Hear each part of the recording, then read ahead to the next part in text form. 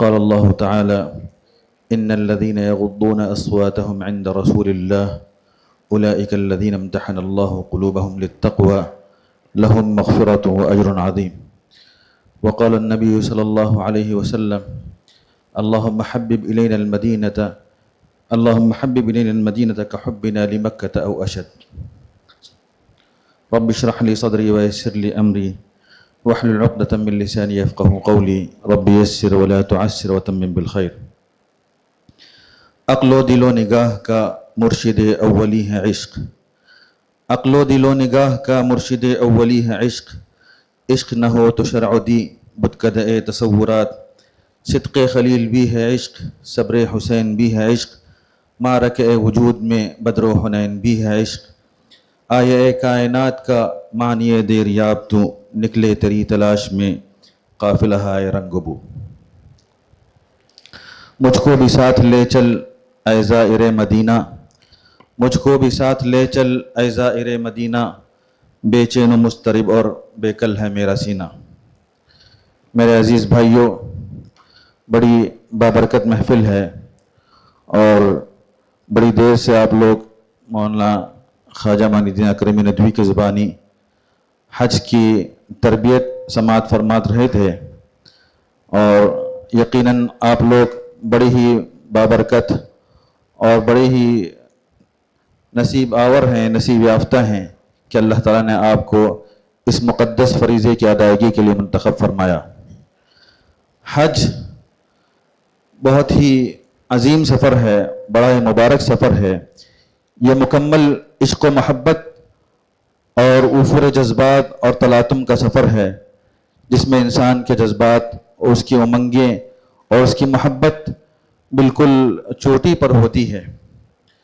ہر انسان کی یہ تمنا ہوتی ہے اور ہر انسان، ہر مسلمان ہمیشہ یہ خواہش رکھتا ہے کہ کبھی نہ کبھی زندگی میں اسے دیار مقدس کی زیارت نصیب ہو، ان سے اپنی آنکھوں کو چار کرے، ان سے اپنی ان مقدس مقامات کا وہ سفر کرے جہاں پر اللہ کے رسول نے اپنی زندگی گزاری، جہاں پر حق کا پیغام اترا، جہاں صحابہ نے اپنی قربانیاں دی اور جہاں سے نور کی کرنیں پھوٹی اور جہاں سے ہدایت کی شمع پوری دنیا میں پھیلی. یہ ہر انسان کی تمنا ہوتی ہے کہ ان مقدس مقامات کی زیارت کر کے اپنے ایمان کو تازگی بخشے. جو بھی انسان حج پر جاتا ہے یقیناً اللہ کے رسول کی آخری آرام گاہ اور اللہ کے رسول جہاں پر ہجرت کر کے چلے گئے اور جہاں پر اللہ کے رسول آرام فرما رہے ہیں اس کی بھی زیارت کرے.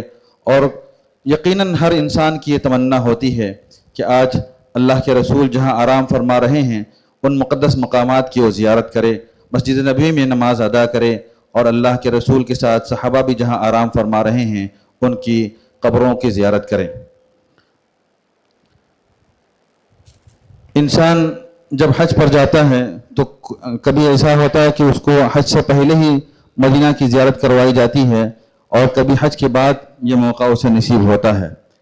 جب حج کے بعد جب انسان مدینہ پہنچتا ہے تو جو انسان مدینہ کے لیے روانہ ہوتا ہے تو اس کے جذبات میں ایک تلاطم ہوتا ہے اور اس کے خیالات میں اور اس کے جذبات کے اندر ایک افور ہوتا ہے، شوق ہوتا ہے کہ انسان آج جو ہے اس مقدس مقام پر ہم پہنچ رہے ہیں جہاں اللہ کے رسول آرام فرما رہے ہیں اور جہاں پر اللہ کے رسول نے دین پھیلایا اور صحابہ نے جہاں پر اپنی قربانیاں دی. تو جیسے انسان مدینہ جب نزدیک آتا ہے تو چاہیے ادب یہ ہے کہ انسان جو ہے پورے سفر میں درود کی کثرت کرے اور مکمل پورے سفر میں درود شریف کا ورد رکھے، درود پڑھتا رہے اور اس تصور سے درود پڑھے کہ میرا درود جو ہے اللہ کے رسول کے سامنے اور آقا کے سامنے پیش ہو رہا ہے. پھر جب وہ مدینہ پہنچے تو مدینہ پہنچنے کے بعد اگر فرصت ہو، وقت ہو تو اپنے ہوٹل یا اپنی قیامگاہ پہنچ کر وہاں پر اپنے جو ضروری تقاضے ہیں اس سے فارغ ہو لے. اور مناسب یہ ہے کہ وہ غسل کرے، پھر اچھے کپڑے پہنے اور مناسب خوشبو وغیرہ لگائے اور مکمل جو ہے پورے ادب کے ساتھ، وقار کے ساتھ اور خشوع و خضوع کے ساتھ مسجد نبوی کی طرف چلے. اور اگر مکروہ اوقات نہ ہو تو 2 رکعت تحیۃ المسجد کی ادا کرے، اور اگر فرض نماز کا وقت ہو تو فرض نماز ادا کرے اس کے بعد اللہ کے حضور دعا کرے اور اللہ کا شکر ادا کرے کہ یہ محض اللہ کی توفیق تھی کہ اللہ نے اپنی توفیق سے مجھے یہ سعادت نصیب فرمائی. ای سعادت بزور بازو نیست تانہ بخشت خدائے بخشندہ. یہ محض اللہ کی توفیق ہوتی ہے. ہم دیکھتے ہیں کہ ہزاروں بندے ایسے ہیں جو کروڑپتی ہیں اور جن کے پاس مال و دولت کی کوئی کمی نہیں ہے، لیکن ان کے حصے میں توفیق نہیں آئی. لیکن اس کے مقابلے میں بہت سارے ایسے لوگ ہیں جو بڑے آسائش کے والے نہیں ہیں، بڑے دولت مند نہیں ہیں، لیکن اللہ نے اپنی توفیق سے، محض اپنی توفیق سے ان کو یہ سعادت نصیب فرمائی. تو اس پر جتنا اللہ کا شکر ادا کیا جائے کم ہے. پھر دعا کے بعد آہستگی سے باب السلام سے داخل ہو، جہاں سے داخل ہو کر انسان جہاں مواجہہ شریف کی طرف آگے بڑھتا ہے، اور اس پوری راہ میں انسان کے اوپر سکینت طاری ہو، وقار اور خشوع طاری ہو، اور ایک مسکین کی طرح سے بن کر اور اس طرح سے بن کر جائے کہ وہ ایک گنہگار، ایک امتی آقا کے حضور حاضر ہو رہا ہے. وہاں جا کر سب سے پہلے جو وہاں پر جالی آتی ہے اس میں 2 گول بنے ہوئے ہیں. اس کے بعد ایک دائرہ آتا ہے جہاں پر اللہ کے رسول آرام فرما رہے ہیں اپنے 2 صاحبین کے ساتھ، حضرت ابوبکر اور حضرت عمر کے ساتھ. وہاں پر کھڑے ہو کر اللہ کے رسول کو سلام پیش فرمائے اور اس میں یہ کہے کہ السلام علیک ایھا النبی ورحمۃ اللہ وبرکاتہ، السلام علیک یا رسول اللہ، السلام علیک یا خیر خلق اللہ، اور السلام علیک یا حبیب اللہ. اور اس کے علاوہ جتنے بھی صلاۃ و سلام کے صیغے ہیں جو انسان پڑھ سکتا ہے وہ وہاں پر پڑھے. پھر اس کے بعد ایک قدم آگے بڑھ کر ایک اور دائرہ ہے جہاں پر حضرت ابوبکر رضی اللہ عنہ صدیق اکبر وہاں آرام فرما رہے ہیں. ان پر سلام پڑھے کہ السلام علیک یا خلیفۃ رسول اللہ. پھر اس سے آگے بڑھ کے حضرت عمر وہاں آرام فرما رہے ہیں، ان پر سلام کہے کہ السلام علیک یا امیر المؤمنین عمر بن الخطاب. پھر اگر کچھ وہاں پر ٹھہرنے کا موقع نہیں ہوتا ہے، بھیڑ بہت ہوتی ہے اور پولیس کے افسران وغیرہ وہاں پر لوگوں کو آگے بڑھا رہے ہوتے ہیں، اگر موقع ملے تو آگے بڑھ کر قبلہ رخ ہو کر وہاں پر خوب دعائیں کریں. اس کے بعد وہاں سے جب ہم باہر نکلتے ہیں تو ہمارے باہر نکلنے کے بعد سامنے کی طرف ہی جنت البقیع ہے، جہاں پر بہت سارے صحابہ کرام، حضرت عثمان غنی رضی اللہ عنہ، امہات المؤمنین اور بہت سارے مشہور صحابہ اور تابعین اور بڑے بڑے وہاں پر بزرگان دین وہاں پر آرام فرما رہے ہیں. وہاں پر ان کی قبریں ہیں، وہاں پر بھی حاضر ہو اور ان قبروں پر بھی حاضر ہو کر ان کے لیے دعائیں فرمائیں. مدینہ کی حاضری یہ نہایت ہی محبت کا سفر ہے اور اس کے ساتھ ادب کا بھی سفر ہے. اس پورے سفر میں انسان کو ادب کا خیال رکھنا چاہیے کہ اگر وہاں پر ذرا سے بھی بے ادبی ہو جائے تو انسان کے تمام اعمال ضائع ہو جاتے ہیں. جو آیت تلاوت کی گئی اس میں یہی فرمایا گیا ہے کہ ان الذین یغضون اصواتهم عند رسول اللہ اولئک الذین امتحن اللہ قلوبهم للتقوی. بے شک جو لوگ اپنی آوازوں کو اللہ کے رسول کے پاس پست رکھتے ہیں یہ وہی لوگ ہیں جن کے دلوں کو اللہ تعالیٰ نے تقوی کے لیے منتخب کر لیا ہے. یہ حکم اللہ کے رسول کی زندگی میں بھی تھا، صحابہ کے لیے بھی تھا اور آج بھی ہے. اور یہ باقاعدہ یہ آیت وہاں پر آویزہ ہیں، وہاں لٹکائی گئی ہے، وہاں لکھی ہوئی ہے. اور اس وقت بھی ہمارے لیے یہی حکم ہے کہ ہم وہاں پر بالکل ادب کو ملحوظ رکھیں. خاص طور سے جو اللہ کے رسول کی مواجہہ کی جگہ ہے وہاں پر تصویر لینا اور موبائل کا استعمال کرنا، شور شرابہ کرنا یہ بالکل منع ہے اور بالکل بے ادبی ہے. اس کا بالکل خیال رکھیں. پھر اسی طرح سے جب تک ہم مدینہ میں رہیں، حدیث میں آتا ہے کہ جو انسان مستقل 40 نمازیں مسجد نبوی میں پڑھتا ہے اس کے لیے جہنم سے آزادی کا پروانہ ہے اور جہنم سے نجات کا اور عذاب سے نجات کا اس کے لیے پروانہ ہے. تو اس کی بھی مکمل فکر کرے. ایسا نہ ہو کہ ہم اس مقدس سفر پر جا رہے ہیں اور وہاں پر ہم مشغول ہو گئے بازار میں اور لہو و لعب میں، باتوں میں، ملاقاتوں میں مشغول ہو گئے، بلکہ اس سفر کو ہم غنیمت جانے جتنا ہو سکتا ہے ہم عبادت میں گزارے. اور اس پورے سفر میں درود کا کثرت سے ورد رکھ، جتنا بھی ہمارے پاس وقت ہو، جو فرائض کے علاوہ جتنا وقت ہمیں ملتا ہے اس کو درود میں ہم گزارنے کی کوشش کریں مکمل. اور سب سے افضل درود ابراہیمی ہے جو ہم لوگ نماز میں پڑھتے ہیں. اس کے علاوہ بھی بے شمار درود کے صیغے ہیں اور اس کو بھی پڑھیں. اور افضل ترین یہ ہے کہ درود ابراہیمی کا ورد رکھے اور اس تصور سے پڑھے. حدیث شریف میں آتا ہے کہ ان صلاتکم علی معروضۃ، کہ تمہارا درود اور تمہارے سلام مجھے پہنچتے ہیں. ما من مسلم یسلم علی الا رد اللہ علی روحی، کہ جو بھی انسان، جو بھی مسلمان اللہ کے رسول پر سلام پڑھتا ہے تو اللہ تعالیٰ اللہ کے رسول کی روح کو لوٹاتا ہے اور اللہ کے رسول اس کا جواب دیتے ہیں.